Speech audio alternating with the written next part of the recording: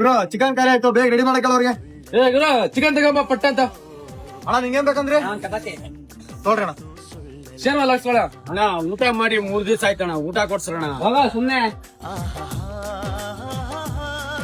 ಅಣ್ಣ ತುಂಬಾ ಹೊಟ್ಟೆ ಹಸಿತೈತೆ ಅಣ್ಣ, ಏನಾದ್ರು ಊಟ ಇದ್ರೆ ಕೊಡ್ರಣ. ಕೈ ಕಾಲೆಲ್ಲ ಚೆನ್ನಾಗೈತೆ, ಹೋಗ್ ದುಡ್ಕೊಂಡ್ ತಿನ್ನೋಗ. ಮಗ ಬರಲಿ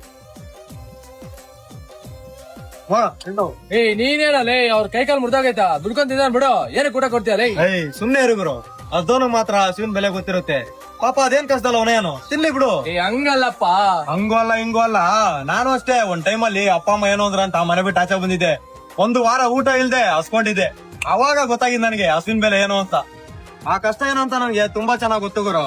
ಅದಕ್ಕೆ ಯಾರೇ ಹೊಟ್ಟೆ ಹಸ್ಕೊಂಡ್ ಬಂದ್ರನು ಅವ್ರಿಗೆಲ್ಲ ಹೊಟ್ಟೆ ತುಂಬ್ಸ ಕಂಟನ. ಚಲಿಸುವ ಕಾಲವು ಕಲಿಸುವ ಪಾಠವ ಮರೆಯಬೇಡ ನೀ ತುಂಬಿಕೋ ಮನ